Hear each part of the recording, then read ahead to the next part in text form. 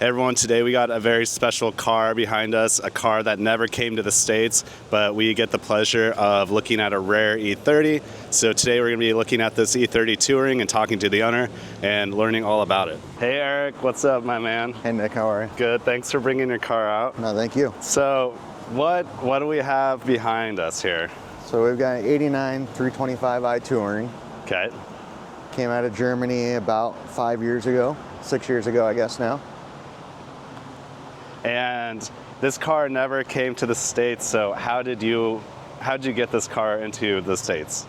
I got with a guy that was importing them and told him what I was looking for.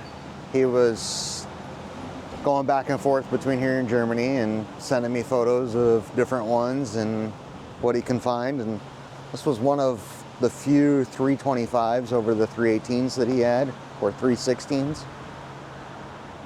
So he was able to load it up and bring it to me. So did you have to pick it up at like a port, or did it like ship to? He had it brought all the way up to Portland, so I just got it from his house. Nice. And when you got the car, like what type of condition was it in? Very, very poor condition. Okay. It was barely red. Everything was rusted underneath it. There was actually no rear subframe in it. So we had to use jacks to get it into my garage. Okay. No, the fuel tank had holes in it. Brake lines were all rusted out. So how long would you say it took you to get it like up and running and in current state? Current state, 4 years, but I had it driving about 2 years after getting it. Okay. And then the clutch was slipping. So you had to do the clutch on it too? Well, I decided instead of just the clutch, I was going to put a whole motor in it at that point. So you put a whole different motor in it? I had a factory crate motor from '97 that I bought from a guy that I decided was a good time to install that. And how hard was that process to put a new engine in it? It was pretty simple until the fact that I found that the rods were stuck, or the rings were stuck on the pistons and wouldn't expand. Okay. So then it tore up the cylinder walls of the brand new engine. Dang. So did you find that out before you put it in the car or after? after, Okay. on startup. On startup? Yeah. Wow. So it came back out, went to a machine shop. I got it back, still wasn't 100% happy with it. Took it back out again, took it back to the machine shop. A year later, got it back with 13-to-1 compression pistons, oversized. Okay. Finally was able to put it in and make it go. Nice. So can we take a look at the engine? Yes.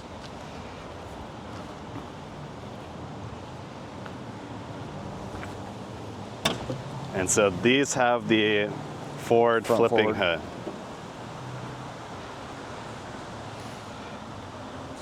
All right, so you've done a lot of work on it. You painted it, you put some heat shielding and nice headers, it looks like. Yeah, I had to do headers. They were all rusted out. Radiator was rusted out, so it went with the aluminum radiator. Powder coated all the brackets, the manifold, the valve cover.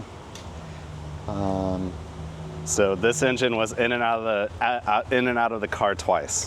Twice. Here's the engine back at this. The engine was in and out of this car 2 times, and then you hopped up the engine a little bit with better pistons.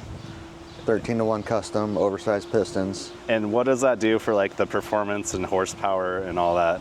I haven't had it measured out, but it definitely improves it, you know, being an E30 owner and having other E30s, it improves it quite a bit. Yeah. Was it like more responsive or like? Yeah, I mean, it's very easy to break the back tires loose. Oh, nice. Yeah, and these are like relatively light cars, right? Very light, yeah. Yeah. So nice. And then you've done some interior work. So the interior in here looks really clean, but you were telling me this is how it came, right? It's pretty original. The steering wheel I added, the shift knob and e-brake handle, my best friend Amit, which you've done his 7 Series bought for me. I added the shift boots, but other than that, everything's original. Still the Euro cluster in it. Yeah, and that's the one thing about E30s I really like is that they did like the driver focus setup in the E30s where it's like facing the driver instead of everybody. Right. It's all right there for the driver. Yep. Which I also think it's funny because like the new C8s do that, but this is like the original analog version. Right. Makes it easier that the wife doesn't know how fast I'm going or what I'm doing. Right. Sitting on H&R Bilstein's, lowered it about 1.5 inches all the way around. Nice. And then those are some, what tires setup do you have on this? These are the Toyo tires, the Proxies on H&Rs. Nice. Or I'm sorry, on BBS's. They look very grippy. They do. They grab pretty well. They look almost like an autocross tire a little bit. Not very good for the rain. Yeah, I can imagine not. I mean, not that this car sees much rain. It only comes out of the garage a few times a year. And so you were talking about you had to deal with a lot of rust on this car when you first got it. And so you said you didn't repaint it. I didn't repaint it. I did leave a little bit of the original, just kind of as, war wounds. Just so it has its character still. I didn't want to. I felt the body was in good enough shape to just leave it as is. Right. And so what goes into rust restoration? I've never dealt with that in my life. Well, one little spot can turn into a whole quarter panel real quick. Yeah. So you'll just cut it out and just keep going until you get to the end of it, and then you want to go a 1/4 inch past the end of it. Okay. To try to make sure you get all of it. Nice. Looking, because I had all the subframes and everything out underneath it, it was easy to kind of see that it was not, a lot of it's surface rust. It's not gone through. Nice. So just keep it protected, keeping it out of the rain helps a lot and saves from it spreading. Right, nice. And then the most important part of this car, can we look at the hatch on this? The rear hatch, yeah. Yeah, this is what makes these super unique. I was reading a wise tale. I don't know if this is actually true or not, but I was reading online that the reason that BMW has like this unique drop there is that in Germany, like that's how they measure, they have like a standard for measuring like how high you have to lift something over the trunk.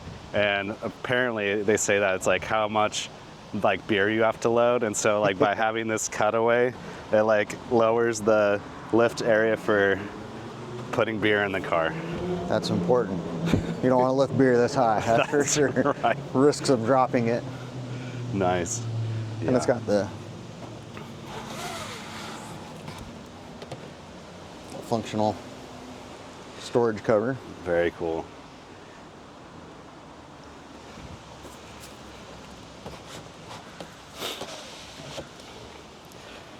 Sweet. And then I added the lures just to give it that 80s look. Yeah, this is a sweet car. Thank you. Well, should we take it for a spin? Let's go. All right. All right, everyone, we're in the car and Eric's about to take me for a little ride. So, yeah, the nice thing about the old cars, and I think the reason everyone loves an E30 is because you feel the car versus now everything's so insulated and modern and you just don't have that connection. So like this car starting up sounds great. Yeah, it's a driver's car. It's not driving you anymore. Yeah. And so with the suspension upgrades that you've done, like, is it more stiff or like what'd you go for? I wanted that stiffer handling, but the steering is super smooth. Nice.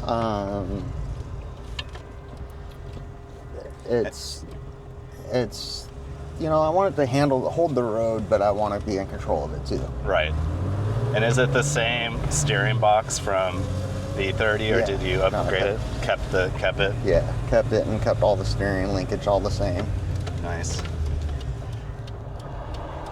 Yeah, the crazy thing about these older BMWs is they're like Lego cars, and you can swap on parts from other newer generations. Like I read about people using like Z3 parts on E30s and all types of crazy stuff. You can do the E30 subframes and get a 5-lug conversion, or the Z3, I'm sorry, and get the 5-lug conversion, which is nice because that changes your wheel options to a bunch of different things. Nice. I had these great BBSs and I wanted to run them, so Yeah. I didn't want to, to me, doing the 5-lug conversion wasn't worth it. And if you had a set of BBSs, I mean, that's like, in my opinion, the ideal wheel for BMWs. Right. They look great. They are a high-end, great wheel that everyone wants. And you can do the E36 steering rack, which will give you just a little bit better turning radius, which isn't a bad upgrade. I do a lot of them for customers at the shop. Nice.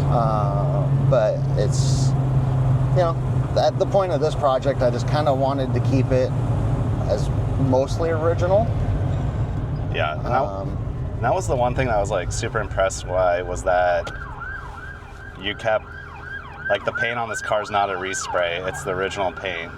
And it looks great, because I have on my car Hell Rot Red, and that I know how hard it is to maintain old red paint. Right. So, yeah. A lot of buffing. What's your favorite memory of working on this car? There was a lot of A lot of them. a lot of positives and tough times. I mean, the first engine went in, it was my dad and some friends and myself that, got to build it and put it together. One of our friends has now moved to Scotland. Oh, wow. So it was kind of a fun little project before he left. Yeah. The last time I did it in my garage on the floor. Dang.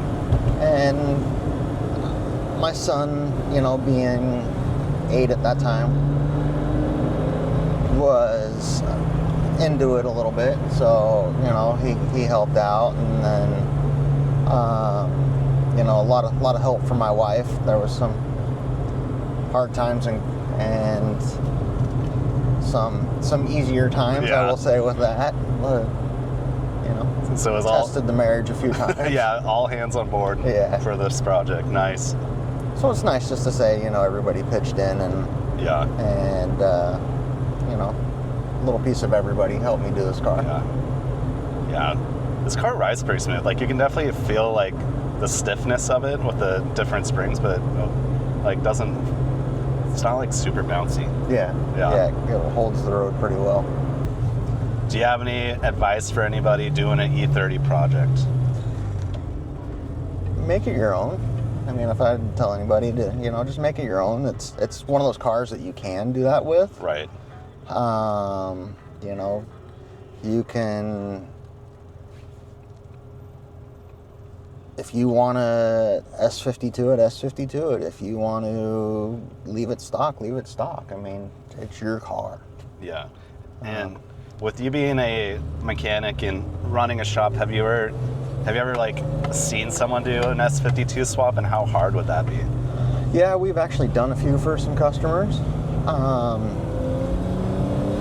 When I do conversions, I always tell people, just bring me a whole car. Nice. Because I don't want to have to search pieces. Right. But there's been so many of those conversions done that there's a lot of mounting kits out there, and the stuff that used to be hard, you can now buy kits to help you do it. Nice. So it's not difficult at all. It's quite easy. Just, make it yours. Make it how you want it. Yeah, and I think that's what's like so attractive about these cars, is that there's such a big supporting community out there for them. There are so many parts, but the price on these have skyrocketed. They have. Yeah, which is crazy, which it makes sense, but I remember in high school you could pick up an E30 for like a nice one for like, you know, $5,000 or Right. or less. And now I go online and a nice one is going to be I don't 20 even, grand. yeah, 20 grand, yeah. And so, but I mean, they're just like a great car to start with that you can turn in, like what you're saying, you can turn it into whatever you want. You can keep it original, you can make it crazy, and I've seen them lifted, you know, with mutters underneath them. It's Yeah. crazy what people will do with them. And you know, every couple of years I have to up the insurance coverage on them because the value keeps going up on them. that's true, because these are considered a classic at this point, right? They This are, car's like, what, 20, 25 years old, or Yes, At least. a little bit over, yeah, 30. 30? Yeah, wow, that's wild. That just shows how old I'm getting. So, Right. yeah. Aren't we all? Yeah.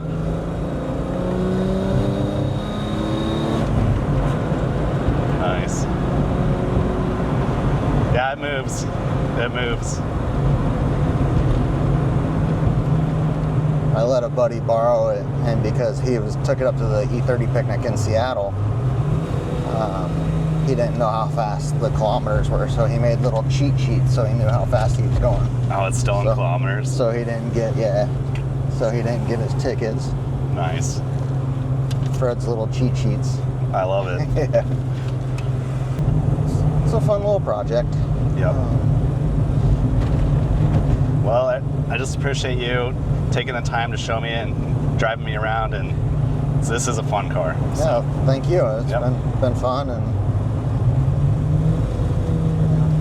maybe one more build in my future down the road, but at this point I'm gonna stick to a 53 shed pickup as my next Nice. thing, and So that's the next project. that's the next project. Yeah.